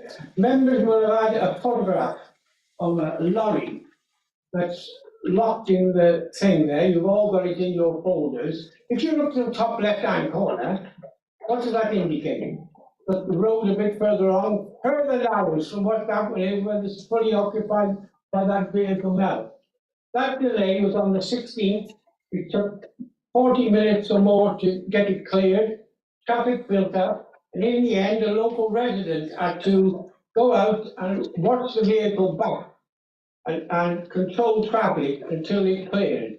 That is a regular occurrence. And so, you know, there's huge problems from an highway point of view. Chairman, once you leave the city limits of the highways in this area are single track, no more than 8 feet wide, with no approved passing bays for approximately 3 miles to the A438 at Kingsacre, merely the odd gateway, etc. From this direction, a large number of the traffic would approach the approved development, if granted, so it would cause tremendous congestion. From the city boundary to this site, half a mile, just 3 passing bays are proposed. 2 large vehicles still couldn't pass with those in place. Successful farm shops generate, as I've said, a large volume of traffic. traffic parks alongside the section of Broomy Hill on a regular basis, preventing goods vehicles or similar from being able to pass, so that no congestion. As has just been said by a previous speaker, the junction from Broomy Hill onto Barton Road is highly dangerous, and I emphasise highly dangerous. With an humpback bridge just merely 15 metres to the right, totally blind traffic coming over, and a sharp right-hand bend a similar distance on the left-hand side.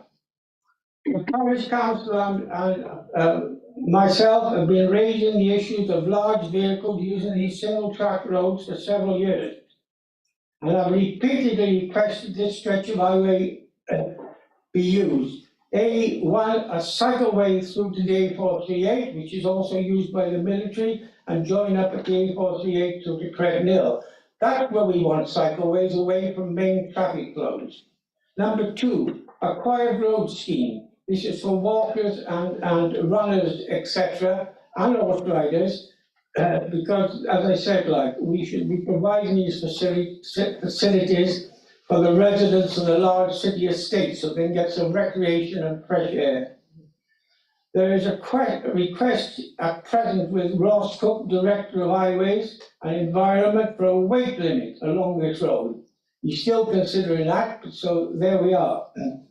So we are not raising concerns because of this application. They are long-standing, Chairman. So it's an issue that we've been concerned about for considerable time, and this further aggravates the situation.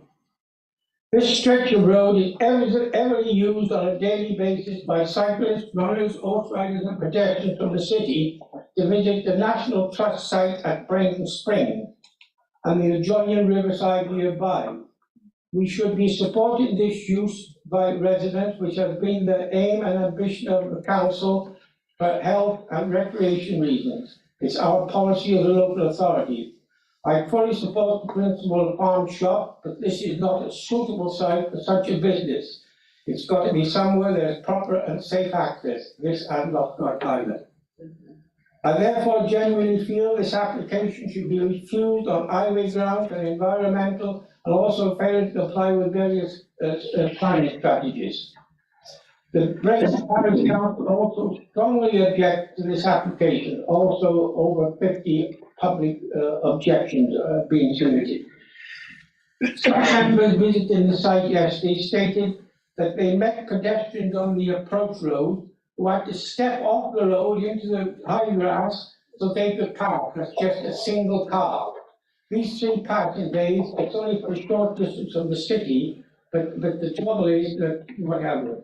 We shouldn't be providing business on the outskirts of Hereford like that, in an area like this, for the simple reason we've got vacant shops in town and businesses should be in the city centre where they're sustainable and required. So I strongly urge you members to refuse this application on traffic grounds and the policy MT1 of the core strategy and policy LO1, landscaping and tranquility, because I think there's so much against it, and the fact that it's been bouncing about for a good many years indicates that the officers have had great problems to try and find some way forward. Then all of a sudden, they've come out of the blue and said just by putting a couple of parking bays we're all right. If that had been the case from day one, they would have said so. There's no sound planning reasons for this to go ahead, and I have that you refuse. Thank you. Thank you, Councillor Matthews. So we'll now move on to the debate. Can I ask, are there any speakers? Can I just, Mr. Chairman, can I just ask clarification? In the pass-in bays, do the owners of this property own the land all the way to the city limit? I don't think so. No. Not all. So therefore, we cannot give way to these pass-in bays because they would have to be agreed with other landowners who may well say no. The location of the passing bays themselves are within the land ownership, but obviously it doesn't extend all the way to the city limits. Right. Speakers. Councillor Slow. I have some knowledge of the area. I used to live in Ryland Street, just the other side of Brewley Hill, for 7 years, and I use those lanes quite frequently, walking, cycling, running with my children. I've always viewed those as quiet lanes without very much traffic encountered along them when I've used them. It was really interesting going to the site visit. I very much appreciated that, and speaking to the planning officer there. I was under the impression that it was a relatively small-scale farm operation with a tenant owner in residence, but I think from my experience there, it's an empty farmhouse. Can anyone clarify that? To my knowledge, the farmhouse is empty, the applicant doesn't currently live there also. Okay. No, I was quite surprised by the scale of the development in the application. Given the location site, it seemed less of a farm diversification and more of a kind of very large redevelopment. In particular, I was concerned by the change of use to the office buildings from agricultural buildings. I couldn't see the reasoning behind and justification to support that, given the empty listed building that was currently in a state of disrepair. I was also concerned about the removal of the two and complete rebuilding of barns rather than conversion, which seems to be contrary to some of the policies RA5 and RA6. I was very concerned about the transport impacts of that site. I was one of the cars that met a walker along there who had to literally climb into the bank. There was not sufficient space for even one car to pass whilst meeting a pedestrian, cyclist, horse rider. I'm aware that lane is used for bridle way as well. I don't feel that in this form we are able to support this. I think, or I'm not able to support it, particularly in relation to policy MT5, climate change policy SS 7.2 in relation to increased trip generation from town. I think that site would become a honeypot, leading to people driving there rather than walking there. And I think I agree in terms of the use of town for those, encouraging people out of town when really we want them in town. I think it's also contrary to core strategy LD3 as it requires removal of hedgerows to facilitate the passing bays. Thank you. Thank you. Right. Any other speakers? Councillor Fagan. Chair, can I just get some clarification, please, about the Heritage Building Officer's objection? I see that there was an objection. I think that was on the 20th September. Yeah, September 22. But has that objection actually been resolved? Is that what I read in the application? I just can't see evidence of that being resolved. It's not up on the site. Yes, certainly. So the historic building office comments are detailed in the report at paragraph 4.5, and it states there that those are the most recent comments that I've included within the report, and it states there's no objections following these amended plans and the alteration to the site plan to move the car parking. Okay, thank you. I did see that. I just couldn't actually see that on the public website. So they're not. I've searched through both the listed application and the planning application, and it currently says on there that the heritage officer has outstanding concerns remain. Okay, but I'm finding it very difficult to support this application because, you know, Brayton is known as the green lung of Hereford, and I think that it's really important that we try and maintain that. I think that quiet, the character, sort of the beauty and character of the countryside, which is actually sort of paramount to the Brayton NDP. I think that's a really important aspect of the area. I've got huge concerns about the transport consultant saying that this is the impact on the road network is fine and acceptable, because as sort of people have explained, other people have said, it's a very, very narrow road, and I think that junction, as it comes through Broomy Hill, I mean, I can understand why the larger vehicles are trying to use, the feed vehicles are trying to use alternative routes, because that route through Broomy Hill is just very, it's very residential, first of all, and it's very narrow. So I'm really struggling with the traffic report on that, saying that it's acceptable. I think that you know, in terms of policy SS7, looking at sustainability in terms of walking, cycling and travel, this is a place that doesn't have access to public transport. There is already, as we've heard, there are 3 farm shops within the vicinity, one right within the parish, which actually uses produce which is grown on site and doesn't require feed vehicles coming from out of the county to feed what are essentially sort of factory cows. So I feel that there's a real conflict with that, with the what's being put forward and the policies that support that countryside. RA6 traffic movements that cannot be safely accommodated on the local road network. And we should be strengthening our local food and drink, but what provision, but what's happening here is that this is actually putting something in competition with existing food and drink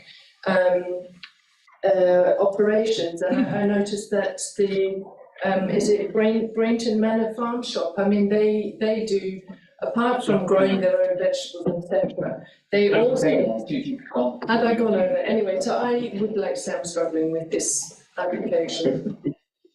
Right. Other speaker, Councillor Baker. Thank you, Chairman. This is a narrow road, nothing unusual in this county. My ward is full up with these youth class roads. Where I live, we have them. We shouldn't be surprised by it. If we don't develop or make or allow development within these areas, we won't progress as a county. We have to develop where we can. And we saw Councillor Matthews' photograph of the HGV, which has got nothing really to do with this application, because this was taken before this shop or the farm shop was even considered. So I think this this application isn't going to reduce such HGV movements.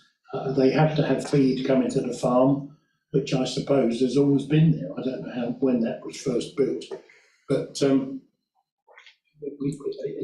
it's one of those type of applications that attacks you in the heart. You think to yourself, well, we can't allow this surely because of pedestrians and cyclists and horse riders. I came across 2 groups of pedestrians on my way through. Didn't have much of a problem getting past, but I suppose it's unfortunate. But I think we have to be realistic. And in my view, and someone mentioned competition with the other shops. That's not really a planning issue as far as I remember. But the conclusions that the officers report from 6.35 onwards, in my limited opinion, outweigh the objection by the council and the resident. Although I'm aware that they have an active NDP, but I think on this occasion, the officers' report it outweighs those objections, and I don't have a problem with recommending. Councillor Thomas. I agree with what Councillor Parker just said now. Having started from shop many years ago and run into a lot of difficulties, I agree that we must encourage businesses to thrive in the countryside, otherwise the countryside will die. But it has to be, mine's on a main road, so I ain't got a problem with transport, but it has to be within a sensible place. And I'm afraid I feel Norton Court is just not a sensible place to have a business with those very narrow roads. I'm very concerned about the passing places. I understand that the Norton Court runs one field or two fields back towards the main the city limits.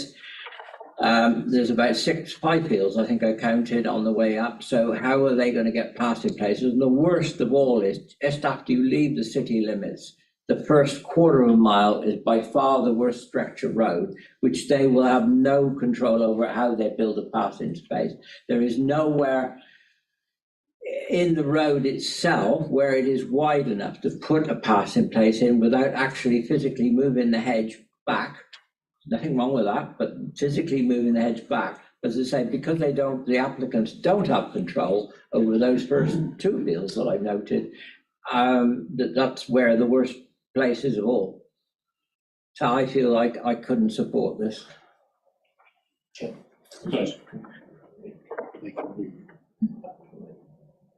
Did you move a proposal? I didn't at that time, Chairman. Okay. Right. Other speakers? Councillor Barton. Thank you, Mr. Chairman. I'd first like to support our planning officer. I think she's done an excellent and professional report. So I know emotions run high, but I don't think I can associate myself with comments about misleading reports. I, as you know, can disagree with planning officers, but I try to do it in a respectful way. And I'd just like to say that I think you've had a very professional report here. I support safeguarding buildings in the countryside. I support diversifying our rural economy. I support the vitality, building up the vitality of our rural areas. We cannot turn down this application because it's in competition. So let's knock that one on the head straight away. But, there's always a but, I have driven a motor vehicle for about 50 years. Long time ago, I was a bus driver. I used to drive double-decker HG PSVs, double-decker buses with 70 people. But when I came into that narrow approach road, I felt mildly intimidated. It is so narrow, there's no sight lines, projected increase in traffic, which is always going to be a guess anyway. But obviously, if you're setting a business there, you're hoping for a decent amount of extra traffic. 3 passing places, I'm sorry, but we're here to make a judgment, we're here to make a decision. My judgment is that that is a reason to refuse, even though if it was a decent vehicular access, I would support it all the way. But I can't support this because it's just narrow, it's dangerous. And I felt dangerous, at danger, driving along there for the first time, admittedly. I'm not a regular driver up there. So I can't support, I'm afraid, this application. Thank you. Thank you. Councillor Cornsley.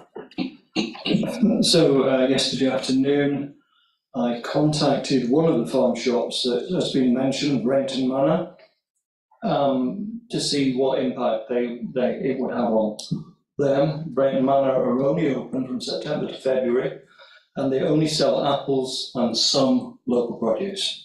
So that shop is not it doesn't see this competition at all. And I think the other farm shop that's been mentioned is a standalone farm shop that nobody's going to stop going to because it's probably one of the most popular farm shops in the southwest. And I can't see that a small farm shop down this lane would ever affect any of their sales. I do share the same concerns that Councillor Barton's just mentioned. The road access is very, very narrow, and I'd love to think that something else could be done alongside that, but that's not part of the plan. And so, like many of you in the room, I feel I can't support it, but only on that one issue. I think the development of a farm shop down there is absolutely wonderful. I would probably, Councillor Simmons probably wouldn't like me because I'm one of those go-to people who loves to go out to find a coffee shop that's not in town. So I would be driving my car down there. I'm too old to cycle down there. I would be taking my car. But at this stage, I don't feel I can actually support it. Thank you. Other speakers? There are none? Can I say we haven't had a proposal or seconder as yet? I'm looking for that. Can I say, from my point of view, yes, I cannot think of a more unsuitable place to hold a farm shop. If that's what they want to do, I think they've chosen a very bad position for a farm shop. And if it is successful, then it will create major problems. I mean, it is a one-track road. Whatever you think about it, it isn't just cars passing. The parking spaces will have to be pretty large because nobody lorries coming. It looks as if all the stuff that comes to the farm shop will have to be brought in. Exactly. And it's not a current farm producing produce to furnish a farm shop, unlike certain others in the county. And so I've got some difficulty with this. As much as I respected the report, I have difficulty in envisaging such an enterprise being anything other than a nightmare for getting to and getting from. Councillor Fagin, yeah, Chair, I would like to propose that we refuse this application. I apologise for being the perpetual naysayer, and will be grateful that I don't sit permanently on planning committee, I'm sure. But second that. Again.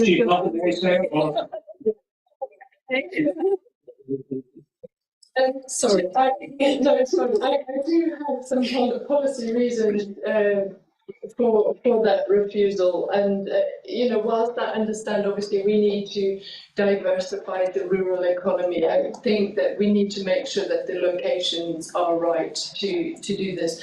So I was looking at policy RA6 about the rural economy, and it does say that diversification will be permitted where the development is of a scale commensurate with its location and setting, and I don't feel that this development is, because of the intrinsically rural setting of Brainton. I think that the issues that other councillors have raised around road safety, so MT1, I think that is, I hate to go against the transport officers who actually have expertise in it, but as a road user, I don't think that it's safe. I don't think it's safe for the other users of the road. I don't think it's safe for pedestrians or cyclists or horse riders or people who use Brainton coming out to the city with their children to actually give them access to the countryside. So I think that road safety is a key issue. I'm also looking at the policies, the Brainton policies. So policy B4, which says that sort of existing access should be given without alteration to roads and paths and other routes. I think I need to look at the policy better, but that's what it's suggesting, is that the impact of this development on the roads it's an adverse impact. Policy B13 has been mentioned, and also B10, which is about protecting the quiet and rural character of the existing routes. And there is a map in first figure in the Brainton NDP, looks at those existing routes within Brainton Parish. And this application doesn't protect that quiet and rural character of those routes, because it actually draws traffic into the most inaccessible part of Brainton. So those I think, are my reasons, apart from policy SS7 actually also, which is about sustainable places for development. So making sure that walking, cycling, travel, public transport are accessible, which they aren't here. Yeah, and also about protecting the best agricultural land where possible. Well, you know, there are some tensions about the agricultural use of this land, but I think mostly it's around the transport policies that the greatest concerns lie. Can I say, I caution against using the agricultural one, that would stand up. Okay. Councillor Simon. Can I add to the policy reasons for recommending refusal? Policy RA5 with the reuse of rural buildings. Yes, we do support the sustainable reuse of individual and groups of redundant or disused buildings, as is on that farm. However, they're permitted where the building is capable of accommodating the proposed new use without the need for substantial alteration, extension, ancillary buildings, areas of hard standing or development, which taken together adversely affect the character or appearance of the building or have a detrimental impact on its surroundings or setting. Now, I appreciate the landscape, the Heritage Officer's comments, but I think that we are looking at wholesale knocking down of buildings, reuse of the other building, a lot of hard standing for the car park. So I feel that it's in contravention of RA5. Can I also, I'm not quite sure, say that we haven't actually concentrated on one element of this application, the office accommodation. The fact that, you know, would we be looking, some of us, favourably on it if it was just to build office accommodation on this particular site.